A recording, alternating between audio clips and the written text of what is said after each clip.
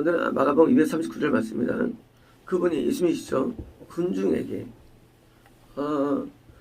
7개가 있다는 보고를 들은 다음에 예수님께서 말씀하시기를 군중에게 땅에 앉으라고 명령하셨습니다.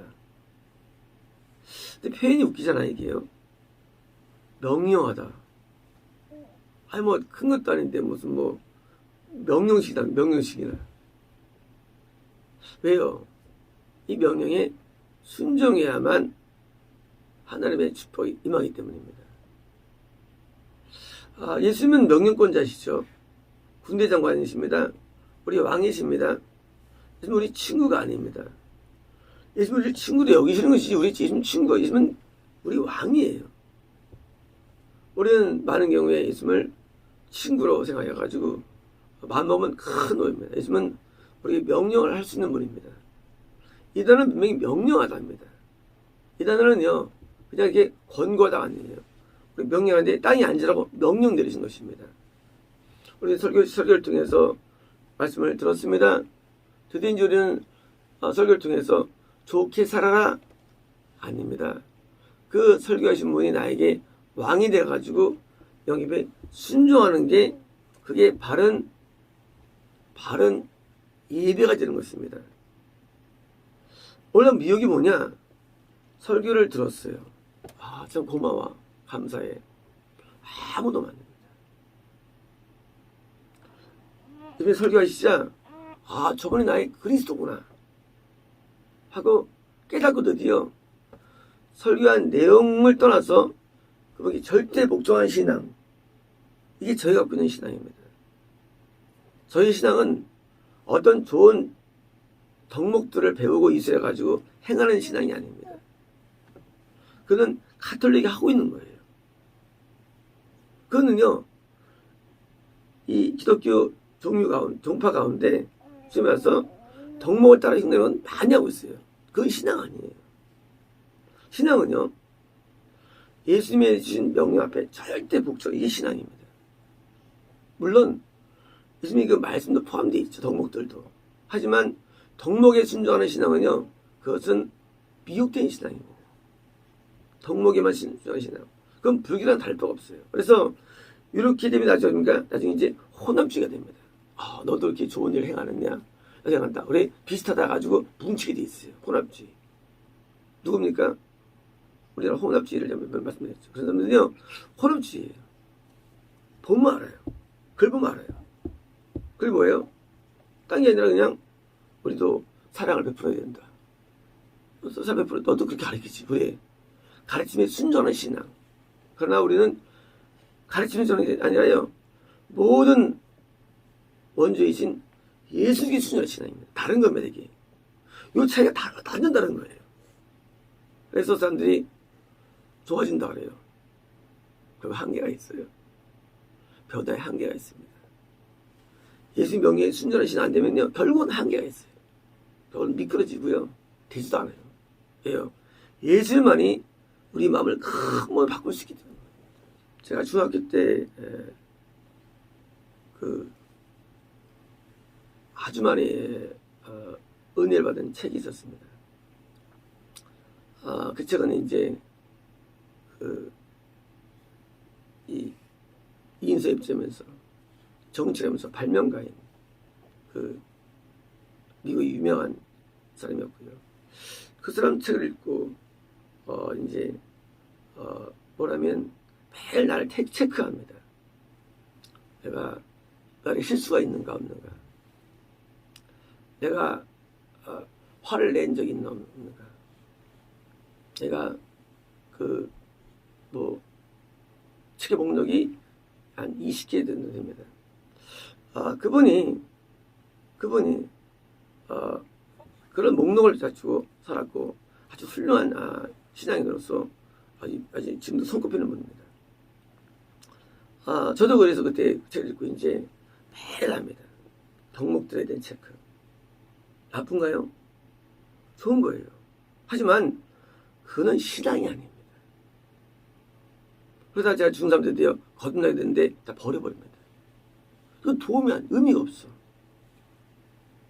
덕목에 대한 순종이 의미가 없습니다. 뭐예요? 내 마음에 말씀하시는 예수님께 무조건 순종이 이것이 깨닫게 됩니다. 아, 이 신앙이 이거구나. 신앙은요, 그냥 어떤 좋은 유익한 것에 대한 순종이 아니에요. 그 명분이 순종, 그래서 마음에서 올라오죠. 명령들이.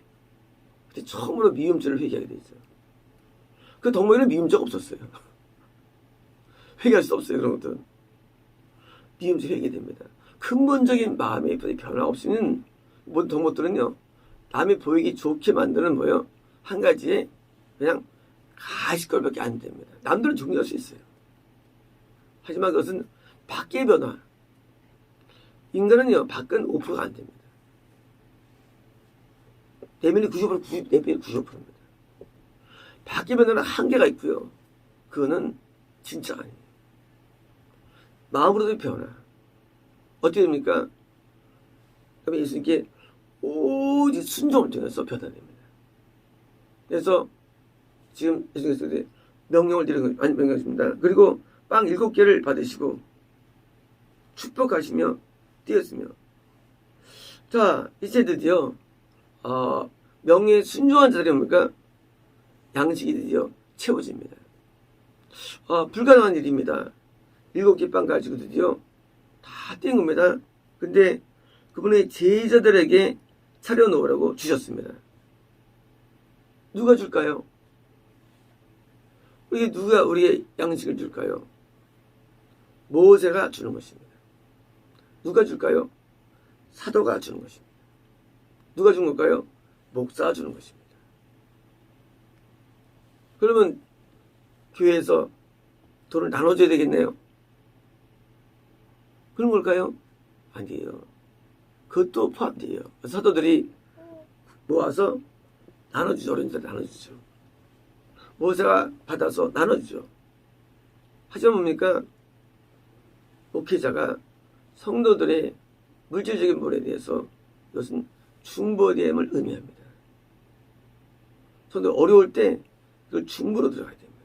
그리고 마음에 하나가 돼야 됩니다. 때로는 어려움을 당할 때가 있고요. 그리고 때로는요, 위기를 몰릴 때가 있어요. 그때 뭐예요? 목회자가 영적인 것에 충실해. 하면 안 됩니다. 육적인 것도 도와줘야 됩니다. 중보해야 됩니다.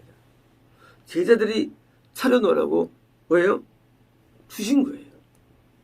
교회에 돈이 들어오면 우리는 그것을 구제해야 됩니다. 그리고 어려울 때 도와줘야 됩니다. 이게 교회의 사명입니다. 목회자의 사명이에요. 때로는 어려움을 당한 성도를 볼 때 목회자가 일어나서 버티겠지. 그거는 잘못된 겁니다. 위기 때 반드시 도와줘야 됩니다. 그건 명령이에요. 이건 교회가 반드시 할 겁니다. 제자들이 영적인 말씀을 전해가지고 영적으로 잘 먹었어? 자, 이제 튼튼히 자라. 하고 끝나면 되지 않습니다. 제자가, 목사가 육적으로 돌볼 수 있어야 됩니다. 그래서 제자들이 기름을 바르고, 이거는 의약품입니다. 의약품. 과거에는 의약품이 없었기 때문에 기름 바르는 거 많이 났었어요. 그러니까 뭐예요? 의약품이에요. 그래서 뭐예요? 아픈 데 있으면 약으로 치료해주는 것입니다. 목사들이 의사 아니잖아요, 지금 요즘은요. 하지만 뭐예요? 의미. 돌봐줘야 됩니다. 물질적으로, 건강으로 돌봐줘야 됩니다. 이런 마음이 있어야 되는 거예요. 신령해가지고 막 기도로 낫지 않는다 할지라도 설사, 막 안 난다 할지라도, 신령하지 않고 없다 할지라도 뭐예요? 저 병을 고쳐주겠다는 마음, 이 마음이 엄청 중요합니다. 몸이 아픈데, 사실 뭐 잘못해서 아프네 하고 뭐 회개인 마 할 수 있죠, 물론. 할 수 있어요. 하지만 예수님이 하던 신능력으로 고쳐주고, 또 뭐요?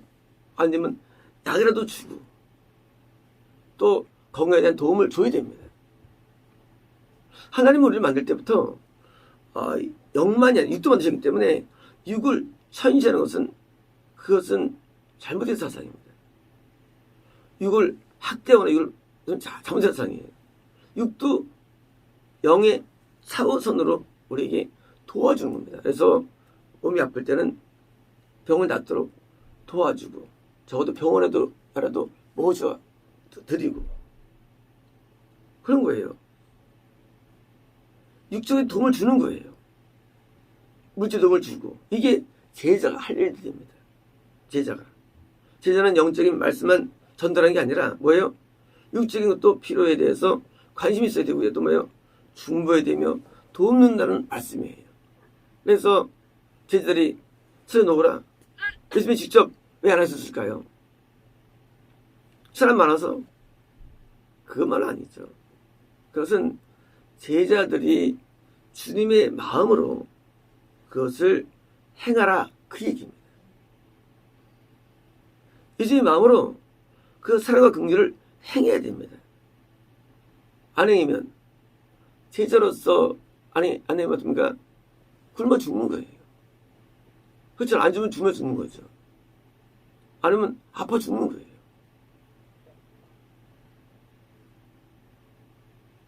가끔은 전사님의 몸이 안 좋다 할 때가 있어요. 이제 겨울 되면 안 좋더랍니다. 그러면 이제 뭐예요? 뭐 이렇게 좋은 건 없나 하고 이제 구해서 작년에는 이제 홍삼정 그때 몇 번 먹고 좋아졌죠.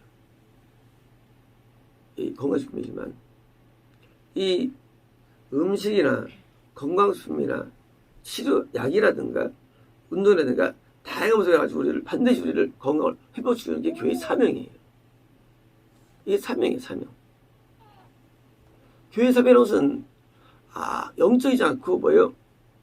육적인 모든 걸 포함하는데 우리가 특별히 몸이 아픈 사람이 있습니까? 어떻습니까? 그때 반드시 도와주는 거예요. 그게 교회 일입니다. 그래서 제자들이 치러나가고 준 것입니다. 그들이 군주에게 치러놓았습니다. 자, 예수님께서는 목사들에게 그러셨죠. 목사는 아프거나 하는 일이 있습니까? 없습니까? 원래 없어야 돼요. 목사는 아프면 안 되는 거예요. 그럼 이제 아픈 목사들이 그러죠. 내가 주님의 고난을 짊어졌다고. 질병을 통해서. 근데 주님의 고난은요. 질병으로 짊어진 경우 성이 없어요. 한 번도. 육적인 외적인 고난은 있어요. 하지만 질병의 고난은 오지 않습니다. 이거는 지금 예수님 주시는 거 아니에요. 예수님은 절대 우리에게 질병을 허락하신 적은 없습니다. 욥이 있잖아요. 욥이 있잖아요. 그런데 신약시대에서 제자들은 영혼들을 인도해야 되기 때문에 몸을 쳐가지고 인도할 수 있습니다. 인도 못해요. 신약시대는 목사가 아프면 안 되는 거예요. 물론 질병, 죄에서 오죠. 그래서 회개되고요. 아프면 안 되는 거예요. 목사는요. 아플 때 두 가지가 나타나죠. 첫 번째 경우는 이제 몸이 아픈데 성도들이 알면 시험 들까봐 숨기는 경우가 있습니다. 아파도. 아픈데 저들이 또 나 또 질타하겠지 하고 병원 것도 안 갔더라고. 싹 숨기고 안 갔다 왔어. 이러면 안 됩니다. 병을 노출하는 것입니다. 이런 병이 있다고. 그래야지 온전함을 얻게 됩니다. 애굽에 내리는 질병은 주지 않겠다. 성경 약속이에요. 뭐예요? 이 약속들은 뭐예요? 병이 예방돼도 안 나야 돼요. 병이 안 나야 돼요. 안 걸려야 돼요. 걸리면 회개되면서 동시에 뭐 이것을 병 났다는 것을 말해야 됩니다. 최근에 어떤 목사님이 몇 년 전이죠. 큰 중병이 있는데 아무도 모르게 수시하다 드디어 이제 죽음에 이른 경우가 있었죠. 아주 안 좋은 케이스입니다. 물론 지옥하지만. 그렇게 중병이 있으면 그러면 병원도 안 갔대요. 숨기려고. 하도 안 좋은 케이스죠. 인간은 죄를 지을 수 있어요. 병 올 수 있어 누구든지요. 그건 뭐예요? 그것을 알려주고 같이 승리해야지. 남들이 잘 보이게 해서 뭐합니까? 잘 보이게 해서. 그걸 숨겨가지고 그건 죽으니 이게 말이 됩니까? 목사는 건강해가지고 뭐예요? 난 병을 치료해 줄 사람입니다. 근데 목회자가 병이 막 온통 병투성이에요. 그러면 뭐예요? 그러면 둘째 나야 돼요. 목회 부분에서 그만둬야 되는 것 같아요. 목회를 그만둬야 되는 건가? 계속 해야 되는 건가? 왜요? 이 질병은 심각한 거예요. 질병은 죄를 지어야 사는 현상입니다. 질병이라는 것은. 모든 질병, 몸이 어떤 다 죄에서 와요, 뭐든지. 근데 목회를 하기 어려운 질병들은 뭐예요? 그건 큰 죄들이에요. 작은 죄는 작은 병을 줍니다. 중죄는 중병을 주고요. 대죄는 뭐예요? 죽음을 주는 거예요. 그래서 뭐예요? 병 올 때 뭡니까? 그때는 이제 심각하게 우리는 목회직 자체를 다시 의심해야 됩니다. 왜요? 병자가 인도면요, 다 병들게 돼 있어요. 영혼들이. 그래서 목회자는 당연히 건강해야 됩니다. 이거는 철칙이에요. 목회자는요, 항상 기쁨이 충만해야 됩니다. 목회자는 늘 평안해야 됩니다. 이거 없이 하면 뭐예요? 환자 인동하고요. 소송이 인동하는 거예요. 지금도 얼마나 많은 목회자들이 죽음에 시달리는지 모릅니다. 근데 목회를 하고 있어요. 그거 목회하느니 그냥 그만두고 회개를 하는 훨씬 낫습니다. 그러니까 천국에 가깝습니다. 하나님께서 목회를 시킬 때는요, 성경 어느 누구도 아픈 자가 없어요. 사도 바울이 있었잖아요. 바울이 간지했다면서요. 사도 바울이. 하지만 목회를 수행하는 데 있어서는 문제 없었습니다. 목회를 수행하는 데 있어서 그런데 그런 것들은요, 평안에서는 저걸 안 줘요. 평안 부분에서는. 평안함을 위협받는 질병들이 있습니다. 왜요? 그럼 내가 먹힌 거예요. 평안함이라든가 이 건강과 이런 것들은요, 공존할 수 있어야지.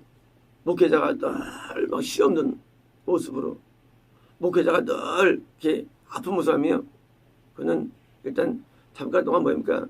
금식을 들어라든지 따로 뭐 들어야 됩니다. 특별히 들어야 됩니다. 그래서 목회에서 뛰고 한동안 뭐예요?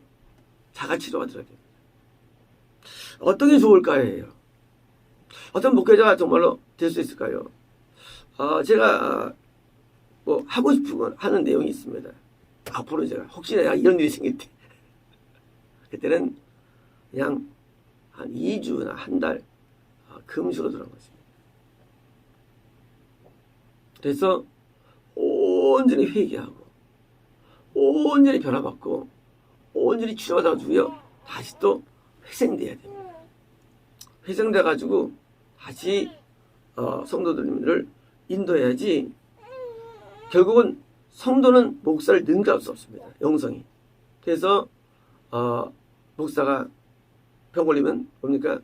당장 모두가 바뀌어가지고 하다가 다시 또 회복된 다음에 써야 된다고 저는 믿는 사람입니다. 제가 나중에 휴가를 얻으면, 물론 그럴 수 없지만 지금은, 그때는 이제 뭐 2주나 한 달 정도의 금식을 하는 마음이 늘 마음에 있었습니다. 근데 그것을 일부러 수준이 없죠. 휴가를.